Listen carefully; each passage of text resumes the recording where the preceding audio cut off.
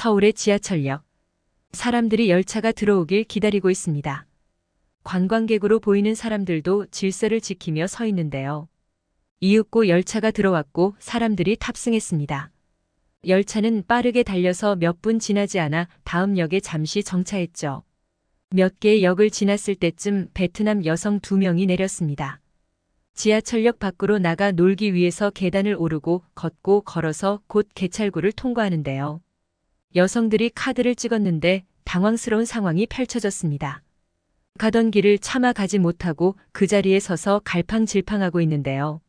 무슨 문제라도 생긴 것이었을까요? 한번 자세히 알아보도록 하겠습니다. 해당 사연은 베트남 여성 후이 씨의 SNS 내용을 바탕으로 재구성된 스토리입니다. 안녕하세요. 저는 베트남 하노이에 사는 후이라고 합니다. 저는 꽤 오랫동안 공장에서 일했는데요. 물론 지금도 일하고 있습니다. 사장님이 일본인이고 그래서 여기 베트남에 와서 일하는 일본인 동료가 많아요. 일본인 동료들은 다 착해서 잘 지내고 있었습니다. 착한 일본인들이랑 있으니까 일본에 대한 호감도가 막 상승하더라고요. 원래도 일본은 제가 좋아하는 나라였는데 말이죠. 일본을 왜 좋아하냐고요? 일본에서의 기억이 너무 좋았기 때문이에요. 저에게 해외여행이라고는 일본 가본 게 전부였는데요. 제 오랜 친구인 밍이랑 같이 갔었거든요. 저희가 갔던 곳은 일본의 도쿄였습니다. 그래도 같은 아시아라고 비슷한 분위기가 나는 것 같으면서도 전혀 다른 모습이었죠. 음식이 맛있었고 거리가 깨끗했고 무엇보다도 사람들이 친절했어요. 후쿠오카 사람들도 다 친절했는데 지금 공장에서 같이 일하시는 분들도 친절하시니까 일본인들은 전부 그렇구나 생각했어요. 한편으로는 놀랍기도 했죠. 어떻게 다 그렇게 착할까 싶어서요. 일본이라는 나라의 국민성, 아이덴티티가 그렇구나 하는 생각이 들었습니다. 도쿄를 여행할 때 저희는 지하철을 타고 다녔었는데요. 일본에는 교통 패스라는 것이 있었습니다.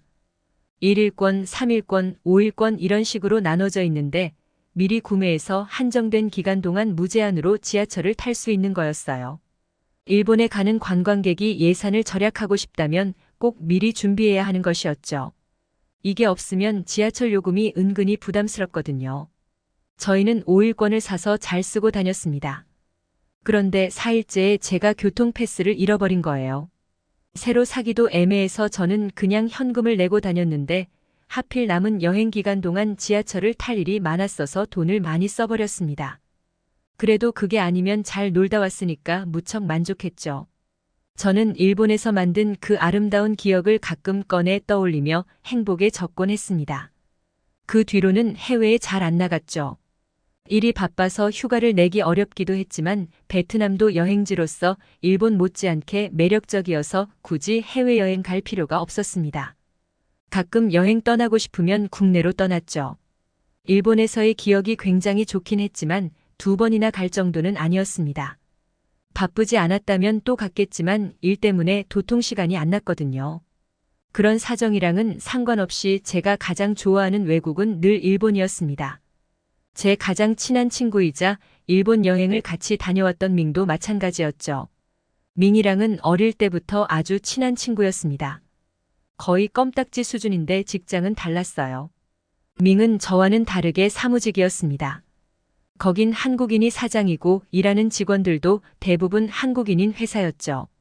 물론 원래는 밍이랑 저랑 지금 제가 다니고 있는 공장에 같이 다녔었는데 밍이 그쪽으로 이직을 한 거였죠. 제가 다니는 공장, 여러모로 빠지는 구석 없이 아주 좋은 직장인데 도대체 왜 옮긴 거냐고 물었습니다. 그때 밍의 표정이 어딘가 쓸쓸했는데 그냥 새로 옮긴 직장이 급여가 더 높아서라고 그러더라고요. 집이랑도 더 가깝고. 그래서 그때는 그냥 그런가 보다 했습니다. 밍이 직장을 옮기고 몇 달 지나서 뭔가에 푹 빠진 것처럼 보였습니다. 그건 바로 한류였어요. 한국 아이돌을 엄청 좋아하더라고요. 아이돌이 배우로 전향해서 영화나 드라마를 하기도 하니까 밍은 한국 영화, 드라마도 되게 많이 보기 시작했습니다. 얼마 지나지 않아서 밍은 완전히 한류 매니아가 되어 있었고 저한테도 보여주고 난리도 아니었습니다. 대상이 뭐가 됐든 좋아하는 게 있다는 건 참 좋은 일이죠. 흐뭇하게 바라보고 있었는데 민이 대뜸 그러는 겁니다. 한국 놀러 갈래? 갑자기? 시간이 어딨어. 몇 달 뒤라도 좋으니까 휴가 내서 다녀오자. 응? 아. 한국이야 그녀가 좋아하는 나라지. 저는 아무 관심도 없었기 때문에 미적지근하게 반응했습니다. 가고 싶지 않다는 표현이기도 했죠. 나중에는 결국 다른 친구랑 가라고 했는데 듣지를 않았습니다. 나는 친구라곤 너밖에 없단 말이야. 거짓말인 걸 알지만 제가 같이 안 가면 누구와도 같이 갈 생각 없다면서 차라리 혼자 가겠다고 하는 거예요. 그렇게까지 나오니까 저도 도리가 없었습니다. 밍을 혼자 보낼 수는 없었어요. 결국 2달 뒤 휴가를 미리 내고 차근차근 여행 준비를 했습니다. 밍은 같이 가줘서 너무 고맙다면서 모든 계획과 준비는 자기가 짤 테니 걱정 붙들어 매라고 했습니다. 그렇다고 하니 저는 한국 갈 날 동안 편하게 지냈죠. 한국에 대해 아무 생각이 없었지만 정말 오랜만에 비행기 타고 해외 나간다고 생각하니 나름 들뜨기도 했습니다. 하지만 너무 먼 훗날 이야기라고 생각했어요. 2달은 생각보다 후딱 지나가 버리더군요. 민과 함께 공항에 갔고 비행기를 타고 한국으로 떠났죠. 한국은 일본과 정말 가까운 곳에 있던데 과연 어떤 나라일지 조금 궁금해졌습니다. 인터넷으로 좀 찾아보긴 했는데 일본과 비슷한 느낌이면서도 달랐죠. 베트남과는 전혀 다른 분위기였습니다. 실제로도 그럴까 궁금했어요. 저는 밍에게 교통패스 샀냐고 물어봤는데 그런 거 안 샀대요. 그게 무슨 소리냐고 하니까 한국에도 교통패스가 있긴 있는데 굳이 안 사도 충분히 감당할 수 있을 만큼 요금이 싸다고 했습니다. 정말 그래도 되나? 걱정이 앞섰지만 한국에서는 오히려 패스를 안 사는 게 더 나을 거라고 하더군요. 밍이 말하길 이번 한국 여행은 이동이 그리 많지 않을 거라고 했거든요. 저희는 일단 지하철 일회용 교통카드를 샀습니다. 현금을 넣었더니 플라스틱 카드가 나왔어요. 요금은 정말 얼마 안 하더라고요. 아, 그리고 일회용 교통카드를 발급받을 때는 기본 운임 전용과 목적지 선택이 있었는데 저희는 목적지 선택 탭을 눌렀었습니다. 목적지까지의 가격에 맞춰 미리 지불하는 방법이었죠. 이것 참 편리하다 싶었습니다. 인천공항역에서 저희 숙소까지 가려면 환승을 해야 했는데 저는 당연히 다른 호선으로 갈아타려면 또 한 장 교통카드를 발급해야 하는 줄 알았는데 그게 아니더라고요. 발급받은 교통카드로 환승을 해서 목적지역까지 다다를 수 있었습니다. 굉장히 먼 거리였는데 2,000원도 안 들어서 놀라버렸다니까요. 다른 나라와는 사뭇 다른 시스템이 신기해서 지하철을 타는 동안 검색을 해봤었는데요. 원래 저희는 와이파이 도시락을 빌려서 인터넷을 쓰고 있었습니다. 그런데 그건 속도가 좀 느렸었거든요.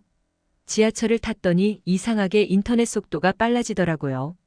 이게 어떻게 된 건가 하고 봤더니 휴대폰이 다른 와이파이를 잡아서 쓰고 있었던 건데 지하철 자체의 와이파이였죠. 이게 엄청나게 속도가 빠른 거였습니다. 일본에서도 이런 건 경험한 적이 없는데 말이죠. 그리고 그때가 겨울이었는데 지하철에 탔을 때 정말 따뜻했어요.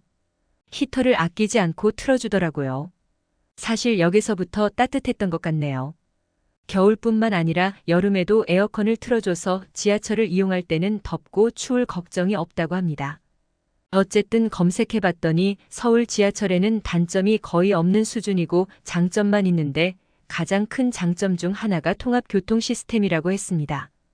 이 시스템은 운영회사나 호선과 관계없이 하나의 교통카드로 모든 환승이 가능하고 요금 정산도 한 번에 이루어지는 것입니다. 워낙 편리하다 보니 수많은 국가들의 벤치마킹 대상이 되기도 한다는데요. 지하철과 버스의 무료 환승이 가능한 시스템은 한국이 아닌 곳에서는 찾아보기가 힘든 수준이라고 합니다.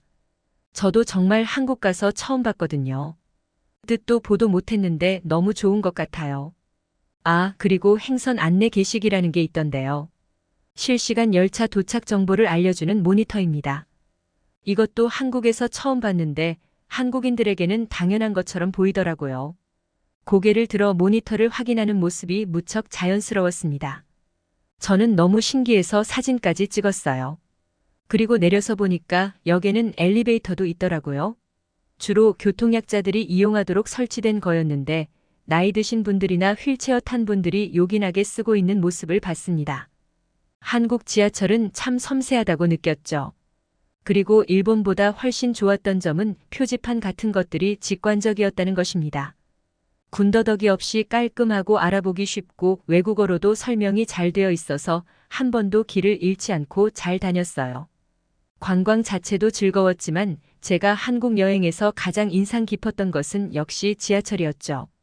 즐겁게 한국 여행을 마치고 일상으로 돌아왔을 때 동료들이 먼저 물어보더라고요. 한국 잘 다녀왔냐고요. 어땠냐고요. 그래서 저는 너무 좋았다고 얘기해줬죠. 기대 없이 갔는데 말도 안 되게 좋은 나라였다고요. 일본보다 잘 되어 있는 것이 많았고 특히 제가 특별하게 생각하는 한국 지하철에 대해서는 입이 마르도록 칭찬한 것 같습니다. 그랬더니 일본인 동료들의 표정이 묘하더라고요. 제 얘기를 듣고 웃기는 웃는데 뭔가 되게 기분 나빠하는 듯한 반응이었습니다. 왜 이런 반응을 하는지 전혀 모르겠더라고요. 별로 안 좋아하는 것 같아서 그 이후로 한국에 대한 이야기는 일절하지 않았는데요. 어쨌든 저는 미니 덕분에 우연히 갔던 한국이 몹시 마음에 들어서 조만간 또 가려고 계획을 세우고 있습니다. 그때는 서울이 아닌 다른 도시로 갈 거예요. 그곳도 서울만큼 지하철이 잘 되어 있을까요? 지금까지 후이 씨가 보내주신 사연에 대해 소개해드렸는데요. 어떻게 보셨나요? 클립뉴스에서는 여러분의 사연을 기다리고 있으니 소개해주고 싶은 사연이 있으시면 언제든 제보 바랍니다.